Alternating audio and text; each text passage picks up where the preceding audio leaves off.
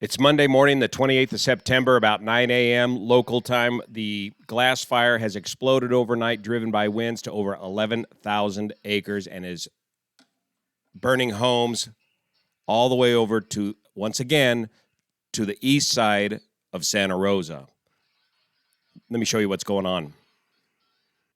Okay, this was a live feed from KTVU Fox 2, Channel 2 out of the Bay Area. Earlier this morning, just as the sun rose, up here on the right is the ridge that we were looking at yesterday that the air attack was on. This is now the heel of the fire, and off in the distance is the pyrocumulus cloud already forming overnight, forming what's technically a new fire now called the Shady Fire. So this glass fire that started right about in this area here, and that start time has been updated. It was about 3 to 4 a.m. Sunday morning. This is the fire we were working yesterday. It has grown and spotted and formed two more fires, the Boysen Fire and the Shade Fire.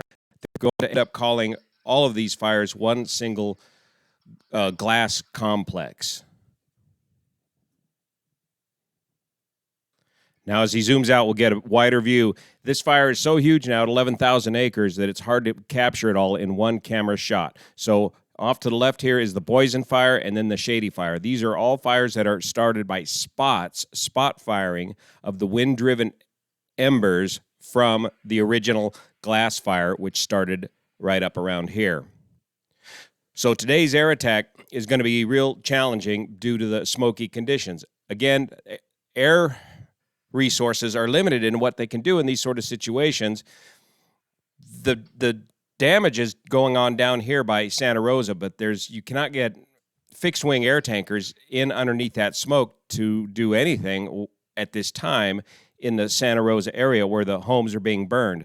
All they can do is start a pincer movement, a pincer attack by anchoring the fire over here on the right at what is now the heel of the fire, and then working down the flanks of the fire as conditions permit.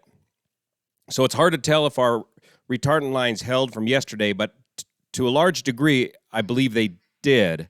And as we zoom out on another shot, we'll see where the fire did back down through some of the retardant lines, but it's moving slowly. Again, this is a wind-driven event, and the winds it looks to me like the winds are going to start dying off a bit today, but they're still predicting strong winds for the rest of the day. Here's another wider view of the fire looking out to the west. The pyrocumulus cloud is the head of the fire hitting the east end of Santa Rosa. This is Lake Hennessy right here in the foreground. Let's look at some other maps and show you what's going on.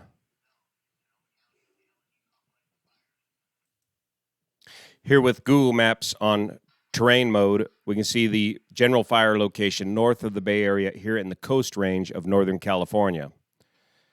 Yesterday, this fire was confined to this area here. It was east of Highway 128 coming down out of these mountains. The fire is named Glass Mountain after the name of Glass Mountain right up here in this area. So yesterday it was between Angwin and Calistoga and north of St. Helena.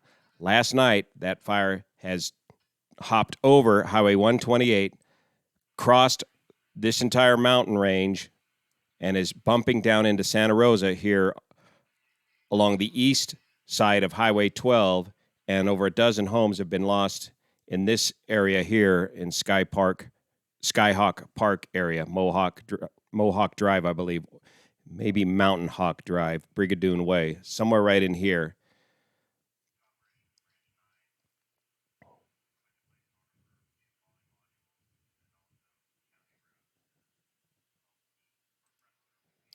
So as we switch over to the satellite view, it's all of this material in here that's burning and creating that huge pyrocumulus cloud and giving that fire a tremendous amount of energy as it bears down on the east portion of Santa Rosa.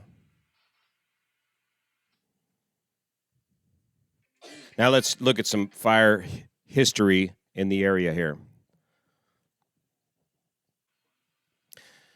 California's Mediterranean climate is designed to burn every year, but because of a lot of different factors, this control burning has not been allowed to happen. As a result, as a result of a lot of different factors, we're getting these huge fires now. Here in the Santa Rosa area is the recent fire history. The Tubbs Fire of 2017, which took out many houses here in the Santa Rosa area, burned this section of land just north of Calistoga. And then in 2019, the Kincaid Fire took out all this area above the Tubbs Fire. Today, this fire today is picking up right where the Tubbs Fire left off. So it's burning this area just to the south of the Tubbs Fire.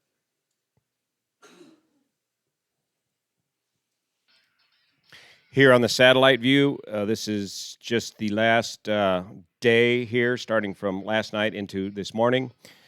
You can see the high pressure area, clockwise air movement over the North State, driving a dry, hot northeast wind into the state and driving these fires and driving the smoke out into the ocean today.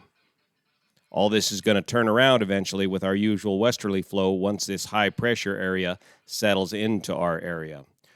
Record high low temperatures, that is the lowest, the coolest temperature at night has been very, very warm, very dry, very little humidity recovery overnight.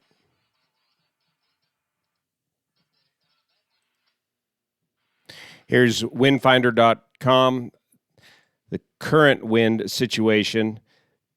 The lighter colors represent a higher wind value out of the north and northeast over here in the Sierra. This is out of the north over here in the valley. And these high winds have moved from west to east. And if we go into the future, 3 hours more, those winds are still hitting fairly hard out of the north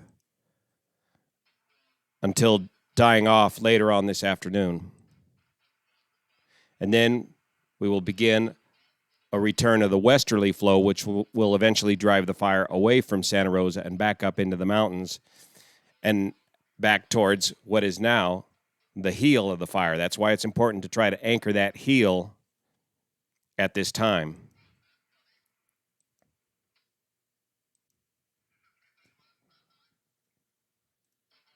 Here on the Inciweb website, we can get a look at this year's fires. Here's the giant LNU complex that we saw from the air yesterday as the 747 flew over it. 300,000 or 400,000 acres. Here's the current, let's see, what fire was this? This fire was earlier this year up in this neck of the woods. Anyways, it's misnamed, and this is lagging data. This is the glass fire here. Again, yesterday we were working this fire up in this area. It started out just 1,000 acres yesterday. Last night, hopped over the Highway 128 here, got into these mountains, crossed over these mountains, and it's impacting the east end of Santa Rosa at this time. This fire is advanced beyond what this map shows. It's down closer towards Highway 12. I'm not sure if it has jumped Highway 12 yet at this time or not. So if you're in this area, you need to be out of here.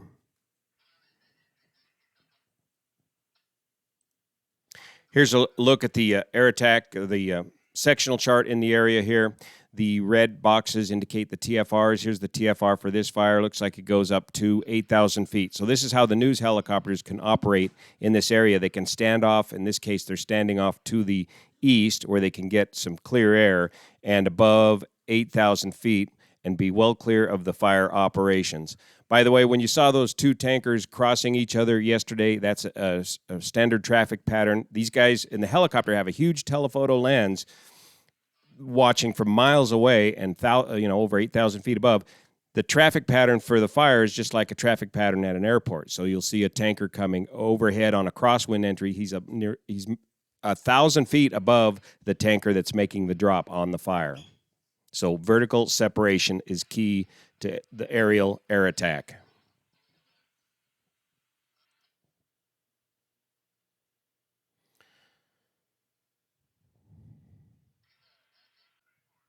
So that's your morning briefing on the Glass Fire Complex, Napa County area, Santa Rosa, Northern California, over 11,000 acres, over a dozen homes already burned in the Santa Rosa area. The fire exploding overnight to over 11,000 acres. This video footage shot from sunrise this morning. The air attack will be commencing soon and will probably be back working where they left off yesterday here at what is now the heel of the fire, as that's one of the few places where they can actually have good enough visibility to begin the air attack on this fire. Meanwhile, evacuations and structure protection is ongoing in the Santa Rosa area. Thanks for your support. See you here.